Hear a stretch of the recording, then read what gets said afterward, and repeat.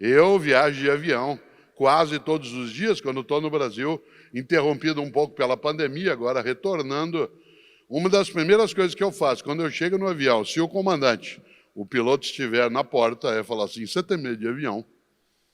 Se ele falar que tem, eu faço um voo sossegado. Porque se ele tem medo, o que ele faz? Estuda, avalia, teme, se prepara e aí vai. Mas se eu chegar para ele e falar, você tem medo de avião? Ele fala, imagina, nada. Ele faz isso há 20 anos. Eu entro em pânico.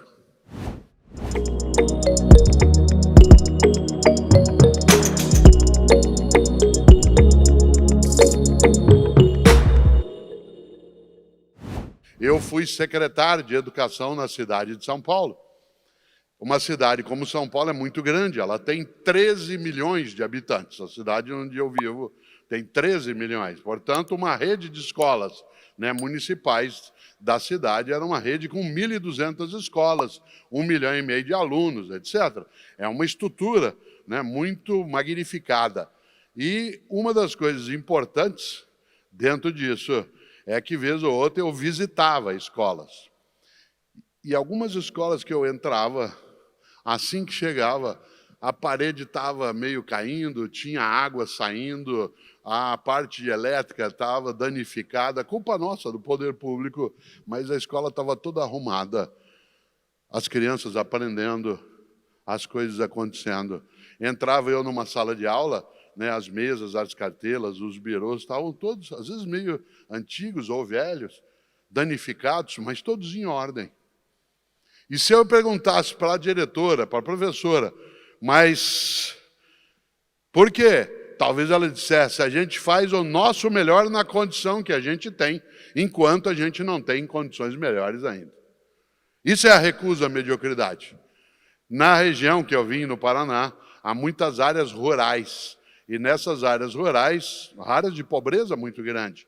Havia, por exemplo, casas no meio do mato, no meio da roça, no meio da área agrária, que eram casas de madeira, com barro e pedaços de pau trançado. E o chão de terra dentro da casa. Quantas vezes eu entrei na casa de alguém com essa condição, e quando a gente entrava, o chão de terra estava todo varrido. Todo varrido. Você perguntaria, para quê? O chão é de terra. Medíocre é você deixar de fazer o teu melhor naquela condição. Ah, mas o chão é de terra. Não, varrido estava. Pedia eu para a senhora para tomar um pouco de água. Ela corria para pegar uma caneca, um copo de alumínio, de ágata, todo amassado, mas que estava brilhando, porque ela passava areia para brilhar. Para quê? A pessoa pobre em várias regiões, inclusive aqui, no nosso imenso Portugal, dentro daquilo que é a trajetória e a história, ela às vezes vai amanhã a um culto, a uma igreja, vai a uma festa popular, ela não tem uma roupa necessariamente mais sofisticada, ela tem uma roupa mais antiga, essa roupa pode até estar, como a gente diz, remendada, costurada, mas está limpa. Ah, mas já é pobre mesmo. Medíocre. Medíocre é a pessoa que, podendo fazer o melhor na condição que ela tem, ela se acomoda, se retrai, diz, o que eu posso fazer?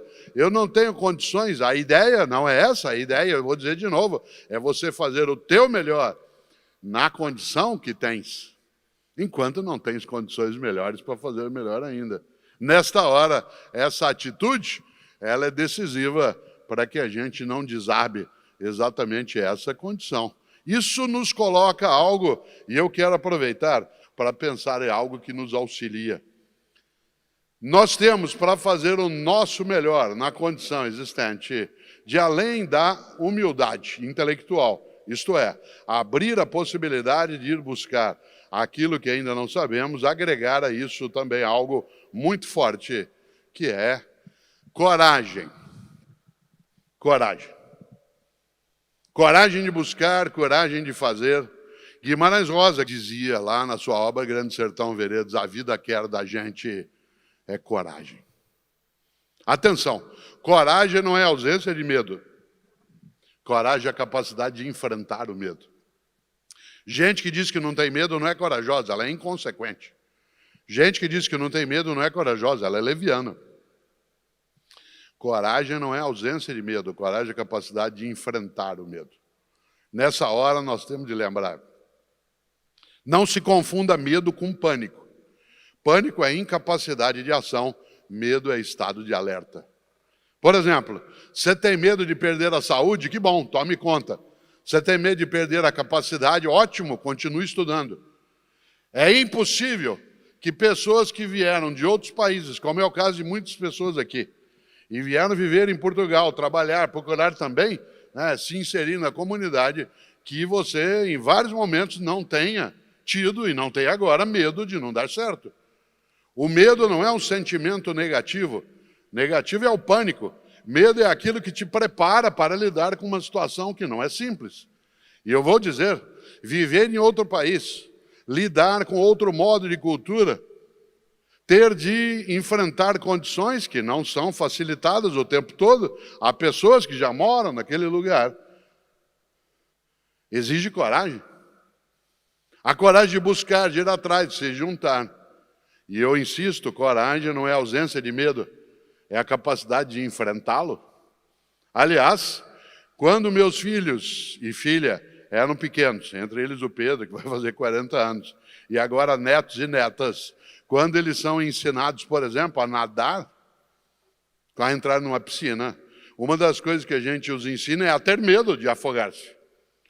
Não de deixar de nadar, mas a ter medo de afogar-se. Quando vai atravessar uma rua, uma das coisas que você e eu dizemos, olhe para lá, olhe para cá, cuidado, mas vá. Não confunda medo com pânico. Eu viajo de avião quase todos os dias, quando estou no Brasil, interrompido um pouco pela pandemia, agora retornando. Uma das primeiras coisas que eu faço, quando eu chego no avião, se o comandante, o piloto estiver na porta, é falar assim, você tem medo de avião? Se ele falar que tem, eu faço um voo sossegado. Porque se ele tem medo, o que ele faz? Estuda, avalia, teme, se prepara e aí vai. Mas se eu chegar para ele e falar, você tem medo de avião? Ele fala, imagina, nada. Ele faz isso há 20 anos. Eu entro em pânico. Eu falo, se tiver uma tempestade, na hora a gente vê o que faz. Claro que não. Coragem não é ausência de medo. Coragem também não é mera disposição eufórica. Não é assim, vamos lá. Coragem é preparada. É aquilo que você busca, aconselha, retoma, recua. Cláudio e eu estávamos, na Espanha e fomos visitar, eu não conhecia a cidade de Toledo e a região também de Mancha, aquilo em que o grande Miguel de Cervantes ajudou a construir a sua obra maravilhosa, que é Dom Quixote, que se assemelha àquilo que é os Lusíadas do Camões ou o que fez Dante Alighieri na Divina Comédia, que criou um dos modos de cuidar da cultura dessas nações.